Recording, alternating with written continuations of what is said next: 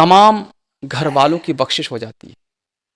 اور وہ عمل یہ ہے، حضور خواجہ غریب نواز رضی اللہ تعالیٰ عنہ فرماتے ہیں کہ سید الطائفہ حضرت جنید بغدادی رضی اللہ تعالیٰ عنہ نے اپنی کتاب عمدہ میں تحریر فرمایا کہ ایک دن اللہ کے رسول صلی اللہ تعالیٰ علیہ وسلم نے شیطان ابلیس کو دیکھا جو رنجیدہ مایوس تھا۔ تو آپ صلی اللہ تعالیٰ علیہ وسلم نے شیطان ابلیس سے پوچھا، اس کا سبب دریافت کیا کہ تم مایوس کیوں ہو؟ تو وہ شیطان ابلیس کہنے لگا کہ آپ صلی اللہ تعالیٰ علیہ وسلم کی امت کے 4 عمل ہیں۔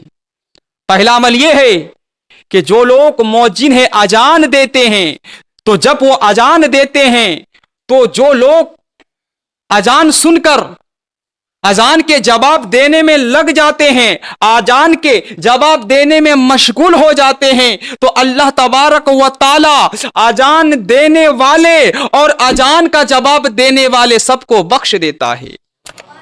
اس لیے میں تکلیف میں ہوں، اس لیے میں رنجیدہ ہوں، شیطان کہتا ہے۔ دوسرا عمل یہ ہے کہ جو لوگ اللہ کے لیے جنگ کرتے ہیں تو اللہ تبارک و تعالیٰ اس کے تمام متعلق ان کو بخش دیتے ہیں، اس لیے میں رنجیدہ ہوں۔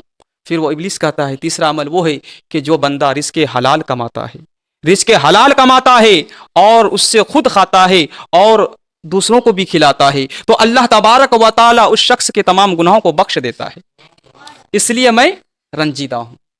اور چوتھا عمل یہ ہے، وہ ابلیس کہتا ہے کہ جو بندہ فجر کی نماز ادا کر کے سورج نکلنے تک یاد الہی میں مشغول رہتے ہیں اور پھر اشراق کی نماز ادا کرتے ہیں، تو اللہ تبارک و تعالی 70,000 اس کے رشتہ داروں، احباب اور گھر والوں کی مغفرت فرما دیتا ہے، بخشش فرما دیتا ہے۔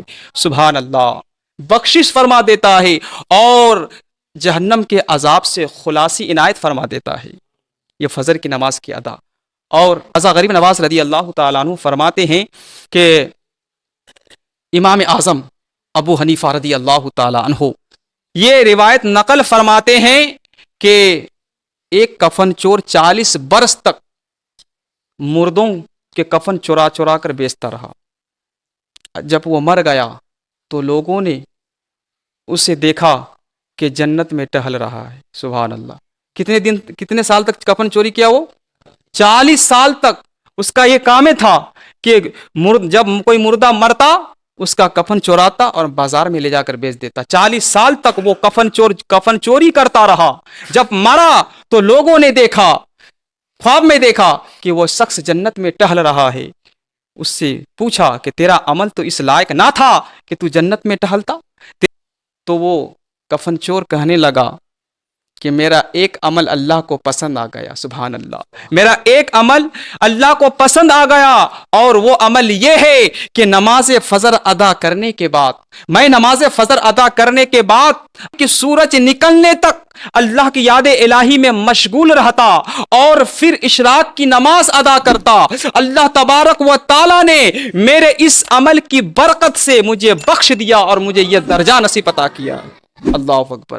اب بتائیے، کفن چور بھی تھا، نمازی بھی تھا، کفن چوری کر رہا تھا مگر نماز پڑھ رہا تھا۔